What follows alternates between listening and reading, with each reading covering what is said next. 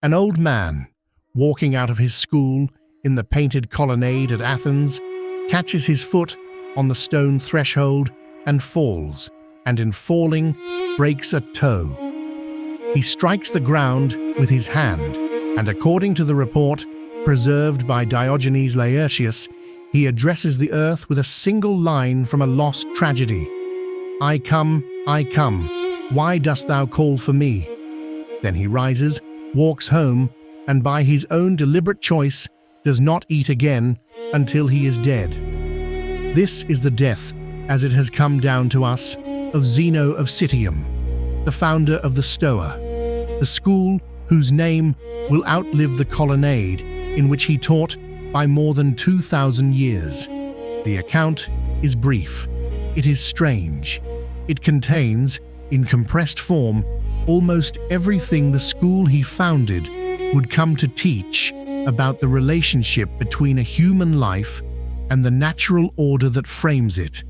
And so we will sit with it tonight, slowly, and we will try to understand what the old man meant when he said to the ground beneath him, I come. The principle we are concerned with is one of the oldest in the Stoic inheritance, and it has, in modern hands, frequently been mishandled. It is the principle that a human being, having lived according to nature, may also depart according to nature, and that the signal for departure, when it comes, is to be neither resisted nor hastened, but read.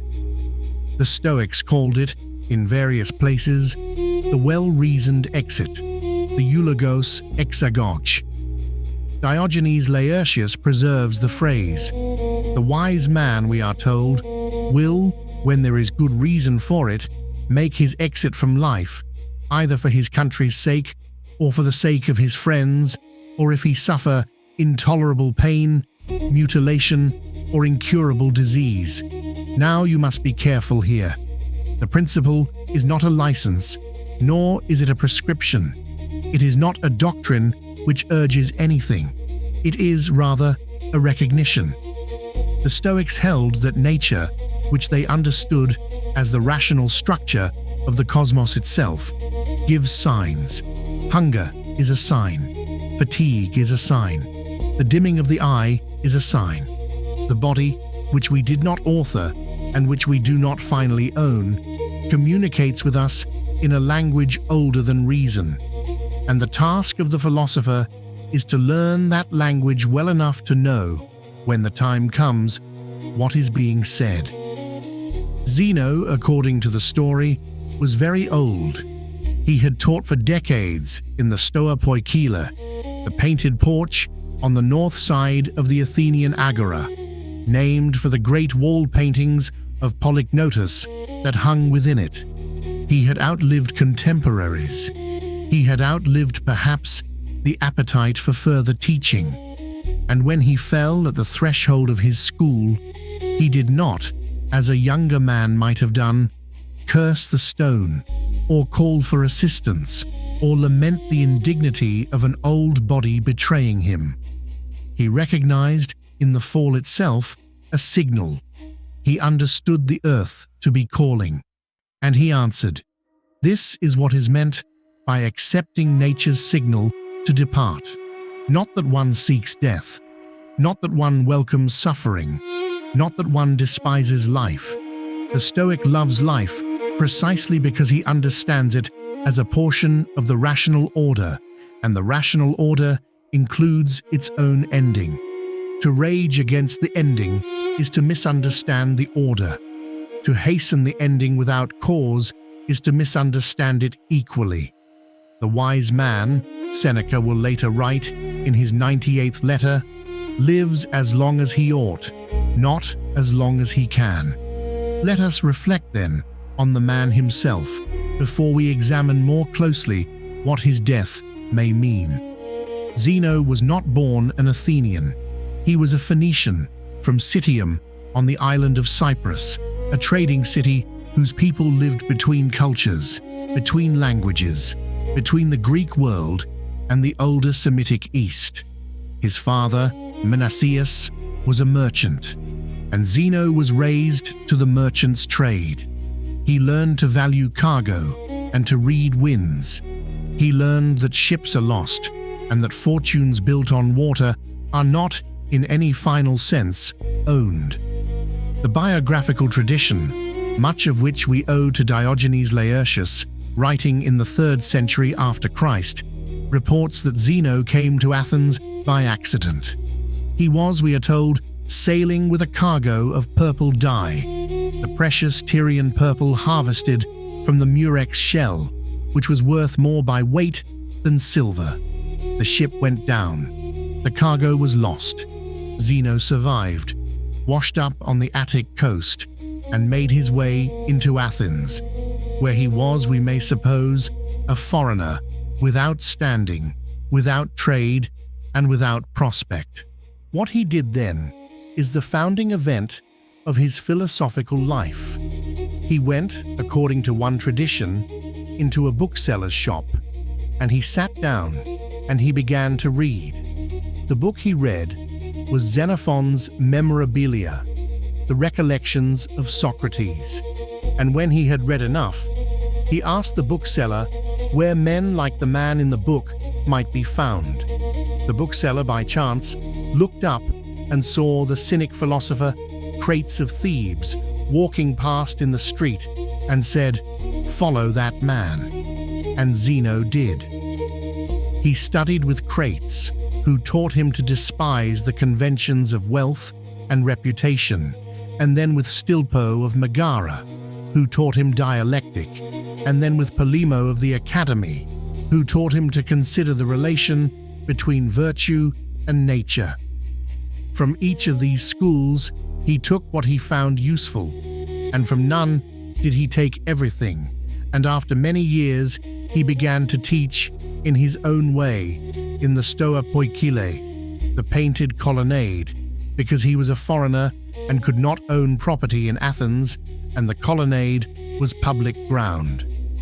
It is worth pausing here to understand the texture of his life. He was tall and dark and lean, and the comic poets of the time mocked his swarthy complexion, his Phoenician origins, his ascetic habits. He ate little, he drank water, he wore a single thin cloak, even in winter. The Athenians, who were not given to admiring foreigners, came nonetheless to respect him.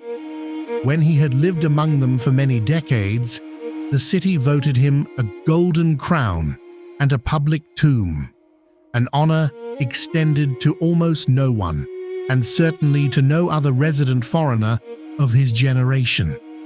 He lived, according to the tradition, into his late 70s, though some sources say his 90s. He taught daily in the colonnade. He had students who became themselves philosophers of importance, among them Cleanthes, who would inherit the school, and Perseus, who would go to the court of Antigonus Gonatas in Macedon, and Aristo of Chios, who would later quarrel with Stoic orthodoxy. He wrote books, of which almost nothing survives. We have fragments, we have titles, we have the testimony of later writers who quote him, sometimes with approval, sometimes with criticism. What we have most clearly, what has lasted, is the school itself, the Stoa. The name, taken from the colonnade where he stood and spoke, became the name of a way of life, and the way of life outlasted Athens and outlasted Greece and crossed the sea to Rome, where it would shape the writings of Seneca and of Epictetus and of Marcus Aurelius, and through them would shape, in ways small and large, every century that followed. This is the man who, in his great age, walked out of his school one afternoon, caught his foot at the threshold, and fell. We turn now to what the principle meant for him, in the moment of its application, and how we may understand the report Diogenes preserves. The phrase he is said to have spoken on striking the ground is from a lost tragedy. The Greek line runs, "Ershomai timawes," I come, Why dost thou call for me? The line is theatrical. It belongs, in its original setting, to some character on a stage, addressing some summoning power. Zeno borrows it. He addresses the earth as the character once addressed the god. And in the borrowing, he does something philosophically precise. He treats his own fall as a summons. He treats the broken toe, the indignity of an old man on a stone threshold, not as accident, not as misfortune, not even as omen in the superstitious sense, but as a communication from the natural order. The earth, which is to say nature itself, has called. And the rational response, for one who has spent his life studying the rational order, is to answer. Now you may object. You may say, it was only a fall. It was only a broken toe. To make of this a signal from nature and to act upon it by refusing food until one dies is surely an overreading. Surely the old philosopher might have rested and healed and returned to his teaching. Surely the body, in falling, was not speaking. It was simply old. To this the Stoic answer is twofold, and we must consider both halves carefully. The first half is this. To one who has lived 70 or 90 years, the body's signals are no longer occasional. They are continuous. The eye dims. The hand trembles. The breath grows short on the climb to the colonnade. The fall at the threshold is not a single event. It is the culmination of many smaller signs, attended to over many years, and read as a whole. Zeno does not respond to one stumble. He responds to a long conversation between himself and his nature, of which the stumble is only the final sentence. The second half is this. The Stoic does not believe that nature speaks only in catastrophes. Nature speaks also in small things, in trivial things, in things that another man might dismiss. The discipline of the philosopher is to attend to the small voice as carefully as to the loud one. And so when the earth, on a particular afternoon, in a particular colonnade, catches the foot of a particular old man, the old man, having attended for many decades, hears what is being said. What he does next is also important. He does not throw himself from a cliff. He does not call for hemlock in the manner of Socrates, whose death by judicial poison stood as a kind of philosophical touchstone for the entire ancient world. He does not perform. He walks home. He composes himself. And then, according to the tradition, he simply stops eating. He holds his breath, some versions say, until he is dead, which is the older Greek euphemism for a quiet self-starvation, a slow withdrawal from the sustenance of the world. There is something almost shockingly gentle about this. We must notice it. He does not turn his death into a lesson, as Socrates did with the hemlock in the cell, or as Cato will later do at Utica with his sword. He does not gather his students around him to hear his final words. He does not write a treatise on his deathbed. He simply, having received the signal, ceases. He releases the practice of eating. He releases the practice of speaking. He releases, in the most literal sense, his hold on the world, and he allows nature to do what nature was already doing. Diogenes Laertius preserves an alternative report, which we should also acknowledge in fairness.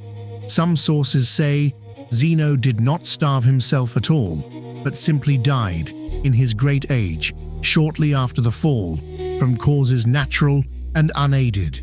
The tradition is not unanimous. The line from the tragedy may have been spoken on a different occasion, or attributed later, or invented entirely by some admiring biographer who wished to dignify the founder's end with a literary flourish. We cannot know with certainty, but this does not matter philosophically as much as one might think, because whether Zeno chose to starve himself or whether he simply died of the fall and the age combined, the principle illustrated by the story is the same.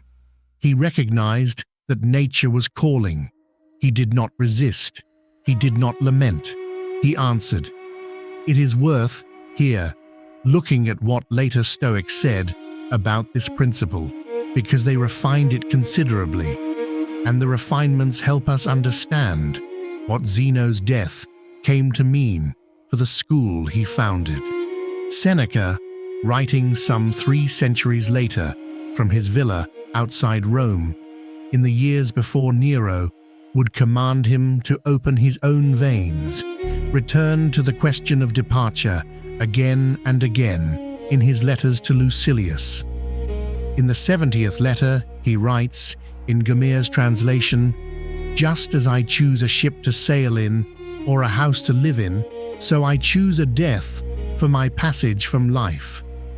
Moreover, as a long drawn-out life does not necessarily mean a better one, so a long drawn-out death necessarily means a worse one. In no matter, more than in death, should we act according to our own desires. Notice the precision of this. Seneca does not say we should hasten death. He says we should not, when death has clearly come, prolong it. The signal, when it is given, is to be read. To insist on more life than nature offers is, for Seneca, as for Zeno, a kind of greed, an attachment to the wrong thing. The philosopher, who has learned to value what is in his power and to release what is not, learns also to release, when the time comes, the having of a body. Epictetus, the freed slave teaching in Nicopolis a generation after Seneca, put the matter more starkly. In the Discourses, in Long's translation, he says, "Remember that the door is open." The image is one he returns to often. The door is open. Nature has not locked you in the room. You may, when the smoke becomes intolerable, walk out. But, he adds, you must not walk out for trivial reasons. You must not walk out because the dinner is bad, or because the company is dull, or because your circumstances do not please you. The door is open for grave occasions, and for them only. Marcus Aurelius, on campaign at the Danube 2 centuries after Epictetus, writes to himself in the 2nd book of the Meditations, in Long's translation, "Think not disdainfully of death, but look on it with favor, for even this is one of those things which nature wills." And in the same book, "Pass then through this little space of time conformably to nature, and end thy journey in content, just as an olive falls off when it is ripe, blessing nature who produced it, and thanking the tree on which it grew, the olive falling when it is ripe." This is the image that stands behind the whole Stoic teaching on departure. The olive is not torn from the branch. The olive is not held to the branch beyond its time. The olive falls when ripeness has come of its own quiet weight, and the falling is not a tragedy. It is the completion of the olive. Zeno, on the threshold of his school, in his great age, was a ripe olive. The fall was the falling. He understood it as such. He spoke a line from a tragedy, not because his death was tragic, but because the line happened to fit the moment, and because he had a philosopher's wit even at the end, and because the summons, when it came, deserved an answer in the formal register. Now we must turn from the story itself to what the story is teaching, and we must be careful here, because the teaching is easily distorted. The Stoic principle of accepting nature's signal to depart is not, and was never meant to be, a doctrine about how one should die. It is a doctrine about how one should live. The signal of departure, when it comes, is only the final instance of a much broader practice, which is the practice of reading nature's signals at every stage of a life and conforming oneself to them. Consider, the body, throughout a life, gives many signals. It signals when it is hungry, and the wise man eats, but only what is necessary. It signals when it is tired, and the wise man rests, but only as long as he must. It signals when it is in pain, and the wise man examines the pain, and treats what can be treated, and bears what must be borne. The body is, for the Stoic, not the enemy of the soul, as some later traditions would teach, but the soul's companion and its instrument, and the dialogue between them is the substance of a philosophical life. The departure, when it comes, is only the last word in this dialogue. It is the word the body has been preparing to say for many years. The man who has not learned to hear smaller words will not be able to hear this one. The man who has not learned to attend to hunger and fatigue and small pain will not know how to attend to the great signal when it arrives. The whole practice of Stoicism, in this sense, is a training of the ear. This is why Zeno's death matters as a teaching, not because it tells us how to die. It does not. The circumstances of a death are particular, and yours will not be his. You will not break a toe in a colonnade in Athens. You will not be the founder of a school. You will not be in your 90s or your 70s or wherever you may be when whatever your signal is arrives. The particulars do not transfer. What transfers is the posture, the willingness to hear, the refusal to rage against what is being said, the understanding that one's own death is not an interruption of one's life, not a violation of it, not an injustice done to one, but a part of the same nature one has been studying and conforming to throughout. There is a phrase that runs through Stoic writing, in Greek and later in Latin, which captures this whole orientation. The phrase is, to live according to nature, kata phusin zen. Zeno himself, according to Diogenes Laertius, was the first to make it the formal goal of the philosophical life. The good life, he said, is the life lived according to nature. And what he meant by nature was not merely the natural world in the sense of trees and stones and weather, though it included that, but the rational order of the cosmos as a whole, the logos that runs through everything and gives it shape. To live according to nature, then, is to bring one's own reason into alignment with the larger reason. It is to act in the world as one rightly ought, given what one is and what one is part of. And since one is part of a mortal nature, since one has, like the olive, a ripeness and a falling built into the structure of one's being, to live according to nature includes necessarily the willingness to die according to nature also. This is what Zeno was teaching in the manner of his death, if he was teaching anything at all, that a life lived according to nature ends according to nature, that the signal of departure is not different in kind from the signals one has been reading all along, that the door, as Epictetus would later say, is open, and that one walks through it, when one walks through it, calmly, in the same posture in which one has walked through every other door of one's life. You may consider, in your own life, whether this is a posture you recognize, not toward death specifically.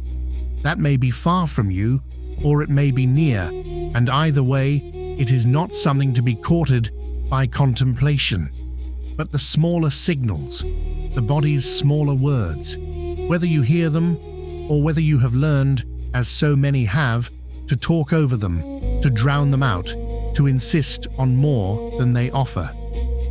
There is, in the story preserved by Diogenes, one final detail we have not yet examined. After Zeno's death, the Athenians, as we have said, voted him public honors. They built him a tomb at public expense. They inscribed upon it a decree praising him for having made his own life an example of his teaching, for having lived in accordance with the doctrines he expounded. This is the thing to notice.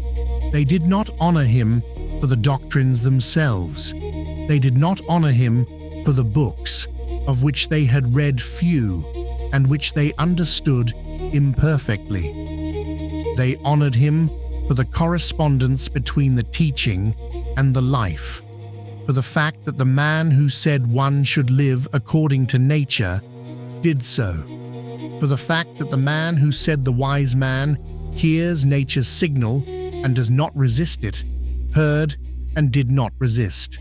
This is, in the end, the only philosophical test that matters, not the elegance of the argument, not the consistency of the system, not the persuasiveness of the prose, whether the life and the teaching are one thing or two, whether what is said in the colonnade is what is done at the threshold. Zeno passed this test by the account that has come down to us. He passed it quietly, without ceremony, with a single line of borrowed verse and a slow withdrawal from food and breath. He passed it in the manner most appropriate to his school, which was the manner of restraint, of not making more of the moment than the moment was, of letting the olive fall. And so we come to the close. The question to carry with you is not whether you would die as Zeno died, in your great age, on a threshold, with a line of tragedy on your lips. You will not. Your death, whenever it comes and however it comes, will be your own, particular to your nature and your circumstances, and no exemplar from antiquity will instruct you in its details. The question is, rather this: have you begun the long practice that makes such a death possible? Have you begun to listen, in small things, to what your nature is saying? Have you begun to release, in small ways, the grip you have on outcomes that were never finally yours? Have you noticed the signals that come, daily, hourly, in the body's small language, and have you learned to read them, or have you learned only to silence them? The Stoics did not believe that a good death could be improvised. They believed it had to be prepared over a lifetime by the smaller practice of a good life, and the smaller practice consisted, in the main, of attention, of hearing what nature was saying, of conforming oneself, gradually and without drama, to what one heard. The colonnade at Athens is gone. The paintings of Polygnotus that gave the Stoa its name have crumbled to nothing. The tomb the Athenians built for Zeno has not survived. What has survived is the report of an old man falling and rising and speaking to the ground and walking home and quietly answering the summons that the ground had given. He came when called. Consider whether you would know your own name were it called.